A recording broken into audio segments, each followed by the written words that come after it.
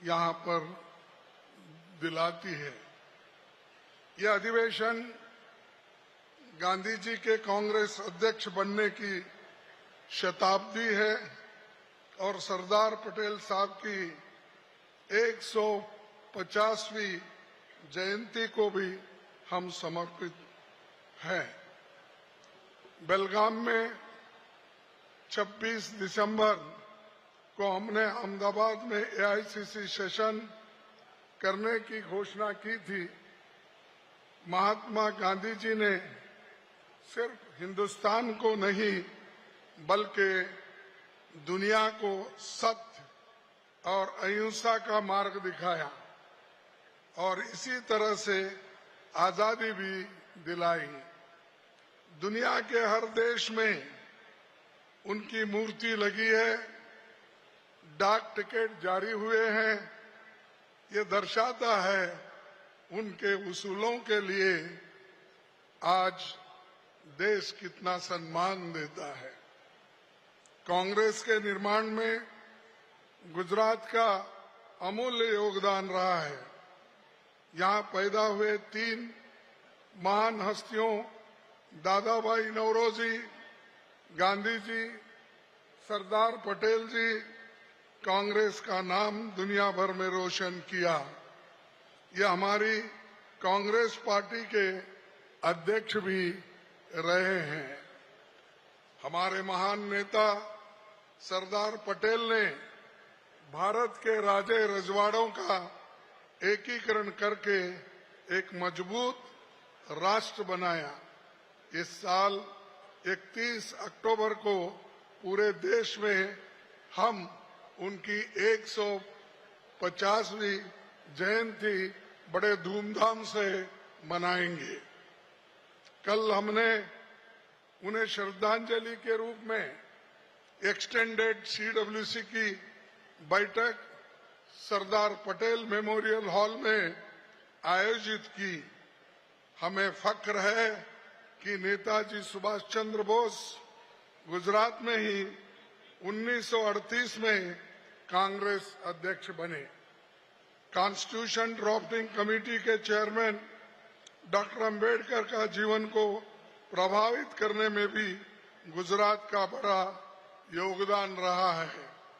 साथियों, जिस जगह हम अपना सेशन कर रहे हैं ये प्रेरणा भूमि है। यहीं से महज 79 सत्याग्रहियों को 12 मार्च 1930 को गांधी जी ने दांडी मार्च यात्रा आरंभ किया था। उस नमक सत्याग्रह से अंग्रेजी सरकार हिल गई थी। इसके 75 वर्ष बाद 2005 में सोनिया गांधी जी कांग्रेस अध्यक्ष काल में कांग्रेस ने फिर से दांडी यात्रा निकाली थी, जिसने देश के नौजवानों को प्रेरित किया था।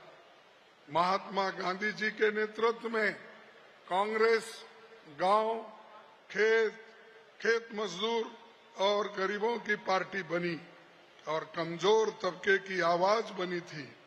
गांधी जी पंक्ति में खड़े अंतिम आदमी के बारे में सोचते थे और अंत्योदय गांधी जी की ही सोच थी, जो गरीबों के लिए उन्होंने हमेशा अपना दिल खोलकर मदद किया।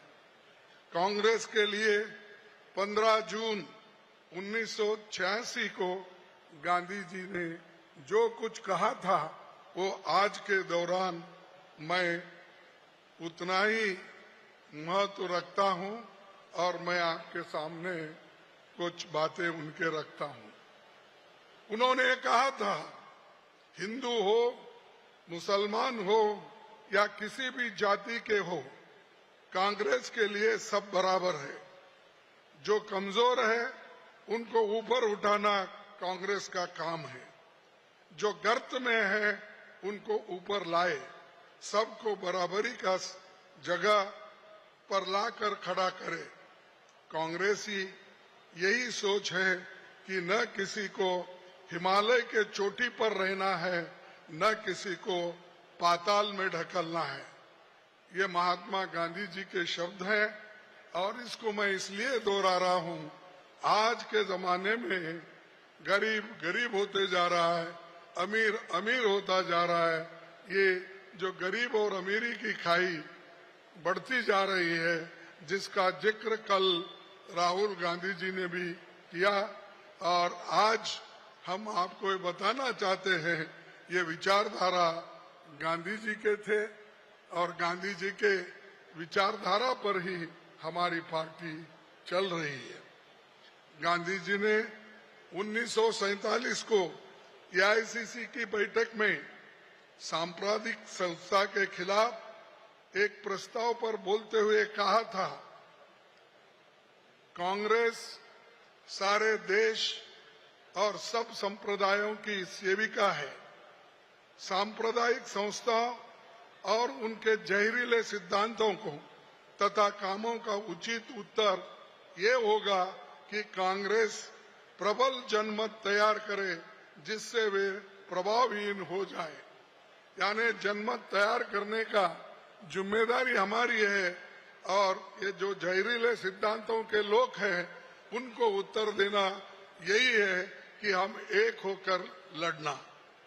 गांधी जी के बातें में खास तौर पर अपने नौजवान साथियों के लिए बता रहा हूं, 1920 से 1947 के बीच कांग्रेस का कोई ऐसा महत्वपूर्ण प्रस्ताव नहीं जिस पर गांधी जी की छाप न हो। साथियों, ये तो हमारे पार्टी के गौरवशाली इतिहास की बातें थी। अब चंद बातें मैं मौजूदा हालात पर करूंगा। पिछले 11 वर्ष में सत्ताधारी दल संविधान पर चोट कर रहा है। हमारे संवैधानिक मूल्यों, संवैधानिक प्रावधानों, संवैधानिक संस्थाओं पर लगातार हमला हो रहा है और इसको रोकना जरूरी है।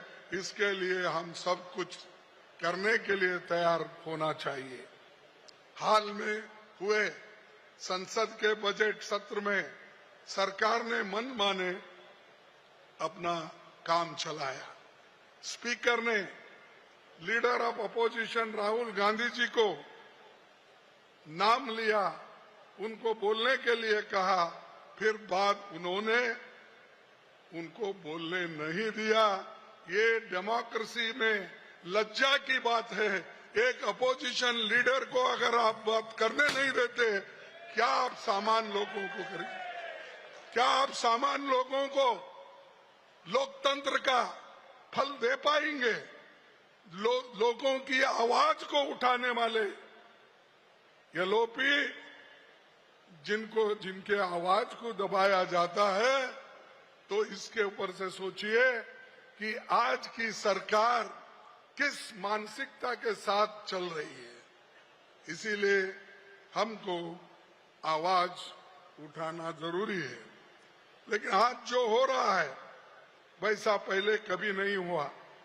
जनता के सरोकार के जरूरी मुद्दों पर बहस करने के बजाय सरकार कम्युनल पोलराइजेशन के लिए रात के 3-4 बजे तक संसद में बहस कराती रही और मणिपुर जैसे अहम मुद्दे पर रात के 4:30 बजे बहस शुरू होती है।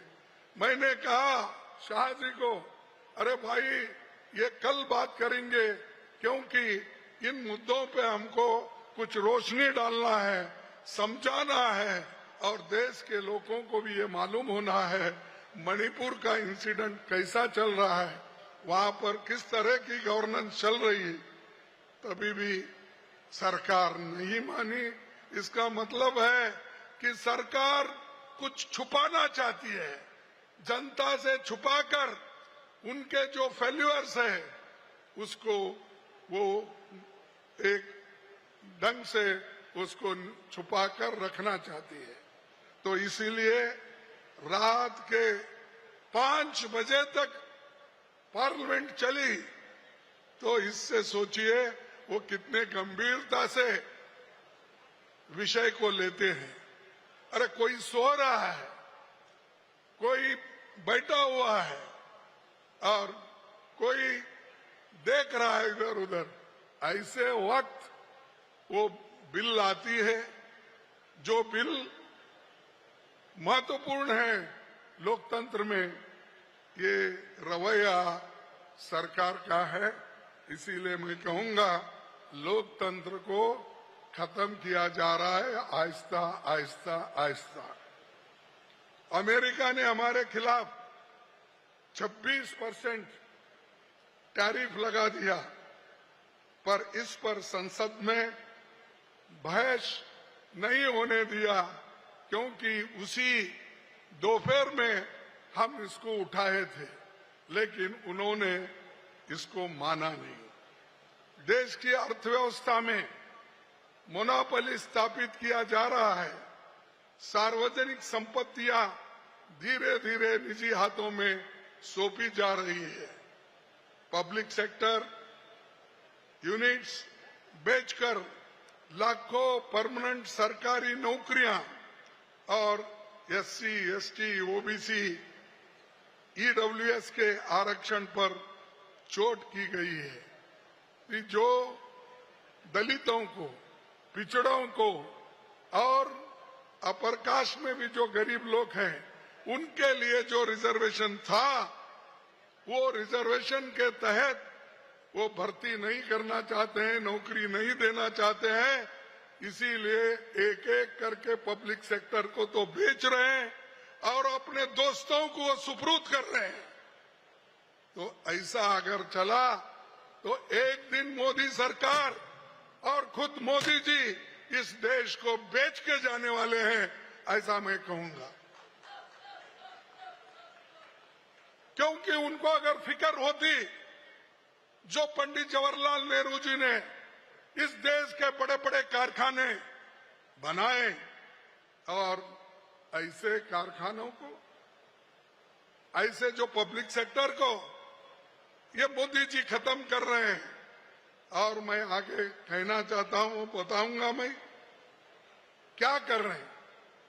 एयरपोर्ट, पोर्ट, माइनिंग या पावर, मीडिया हाउसेस हो या टेलीकम्युनिकेशंस, यहां तक कि अमेरिका के बिना ऑक्शन के सैटेलाइट टेक्नोलॉजी अपने उद्योगपति मित्रों को ये सरकार दिलवा रही है, जिससे हमारी राष्ट्रीय सुरक्षा को भी खतरा है। इसीलिए हमको सोचना है, ये कोई व्यक्तिगत बात नहीं है, किसी पार्टी की बात नहीं है। हम, आप और हम मिलकर देश